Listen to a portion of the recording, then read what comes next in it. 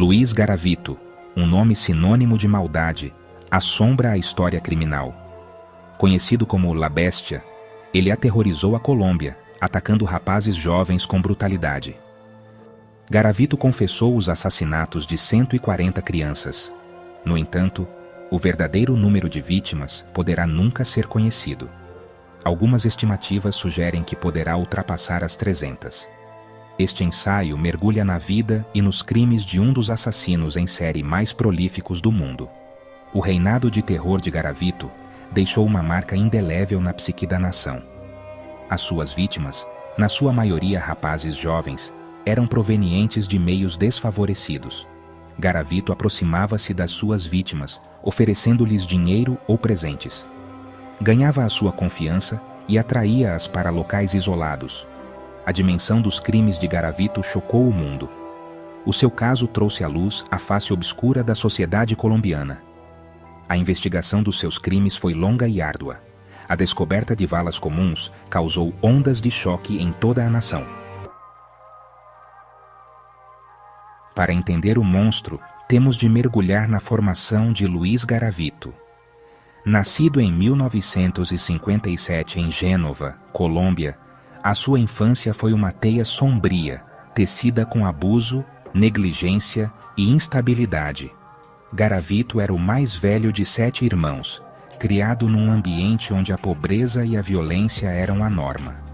O seu pai, conhecido mulherengo, era um homem cruel e abusivo que sujeitava a sua família a constantes tormentos físicos e emocionais. A mãe de Garavito, presa num ciclo de pobreza e abuso, lutava para proteger os seus filhos da fúria do pai. A infância de Garavito foi desprovida de carinho, amor ou segurança. Foi privado até das necessidades mais básicas, e os seus pedidos de ajuda foram recebidos com indiferença ou mais abusos. Este ciclo implacável de violência e privação deixou cicatrizes profundas na sua psique, distorcendo a sua percepção do mundo e plantando as sementes de raiva e ressentimento que mais tarde se manifestariam de formas monstruosas. O trauma infligido a Garavito durante os seus anos de formação teve um profundo impacto no seu desenvolvimento psicológico. Estudos sobre assassinos em série revelam frequentemente um historial de trauma na infância, sugerindo uma forte correlação entre o abuso precoce e o desenvolvimento de tendências violentas. No caso de Garavito, o abuso que sofreu às mãos do pai provavelmente desempenhou um papel significativo na formação da sua visão do mundo, distorcendo o seu sentido de empatia e lançando as bases para as suas futuras atrocidades. Mesmo em tenra idade, houve vislumbres perturbadores da escuridão que jazia adormecida dentro de Luiz Garavito. Ele demonstrava crueldade para com os animais, um sinal de alerta frequentemente associado à violência futura contra humanos. Os animais, muitas vezes vistos como alvos fáceis, tornaram-se válvulas de escape para a sua crescente agressão, parecendo o seu sofrimento insignificante para a sua mente jovem. Este desprezo insensível pela vida, um precursor arrepiante dos seus crimes futuros, passou despercebido ou foi ignorado, alimentando ainda mais a sua descida à depravação. Para além da crueldade para com os animais, Garavito apresentou outros sinais de alerta de uma mente perturbada. Era uma criança solitária, retraída e isolada dos seus pares. Tinha dificuldade em estabelecer ligações significativas e as suas interações com os outros eram frequentemente marcadas pela raiva e pela desconfiança.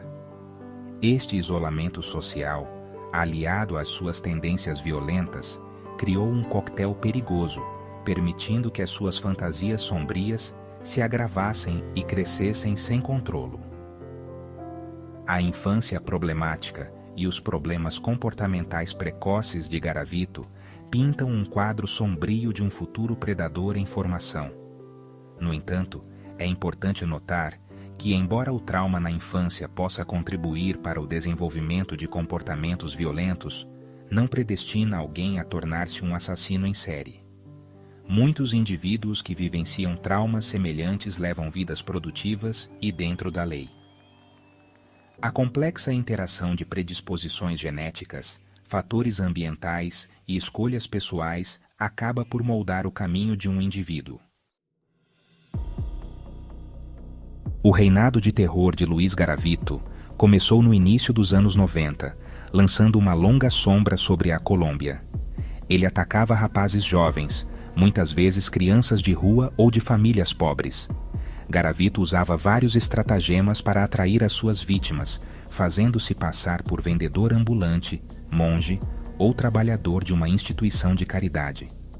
Explorava a confiança delas, oferecendo-lhes comida, dinheiro ou a promessa de trabalho. Os crimes de Garavito não eram meros atos de homicídio, eram atos de crueldade calculada. Ele sujeitava as suas vítimas a horrores inimagináveis, torturando, violando e mutilando os seus corpos.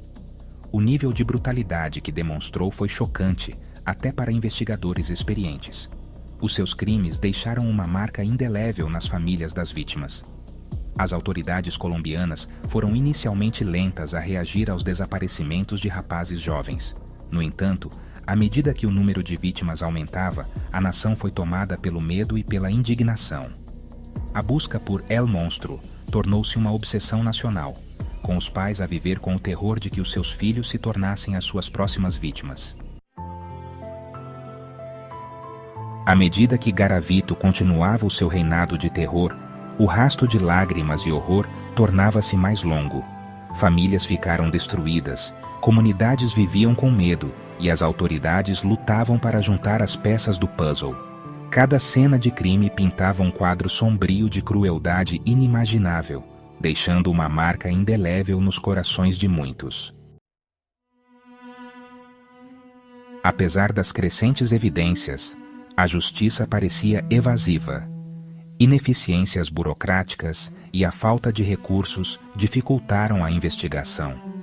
As famílias das vítimas ficaram num estado de angústia perpétua, enquanto as rodas da justiça giravam de forma agonizingamente lenta. Foi um lembrete angustiante de como o sistema, por vezes, falha aqueles que deveria proteger. A forma como o sistema legal lidou com o caso de Luiz Garavito gerou indignação e debate generalizados. Apesar dos seus crimes hediondos, a sentença de Garavito foi significativamente reduzida devido à sua colaboração com as autoridades e ao bom comportamento na prisão. Muitos consideraram que se tratava de um erro judiciário grosseiro, dada a dimensão e a brutalidade das suas ações. A polêmica destacou falhas profundas no sistema judicial, levantando questões sobre o equilíbrio entre a justiça e a reabilitação. O impacto dos crimes de Garavito deixou profundas cicatrizes na psique coletiva da Colômbia. As famílias das vítimas mudaram para sempre, assombradas pela perda dos seus entes queridos. As comunidades viviam com medo, a lutar com o horror de que tal maldade pudesse existir entre elas. A nação lutava para processar o trauma, e as feridas emocionais eram profundas, afetando gerações futuras. Após as atrocidades de Garavito, a Colômbia foi forçada a confrontar a realidade dos seus desafios sociais e legais. Foram feitos esforços para fortalecer o sistema judicial, garantindo que tal predador nunca mais pudesse explorar as suas fraquezas. Foram introduzidos programas sociais, com o objetivo de proteger crianças vulneráveis e fornecer apoio às famílias afetadas. A nação procurou sarar e reconstruir, determinada a evitar que tais horrores se repetissem. A história de Luiz Garavito é um lembrete gritante da escuridão que pode espreitar dentro da humanidade. chama-nos a refletir sobre a importância da vigilância, da justiça e da compaixão. Ao recordarmos as vítimas e as suas famílias, comprometamo-nos também a criar um mundo mais seguro e mais justo. Juntos, podemos trabalhar para um futuro onde tais tragédias não sejam apenas abordadas, mas prevenidas. Que este seja o nosso apelo à ação.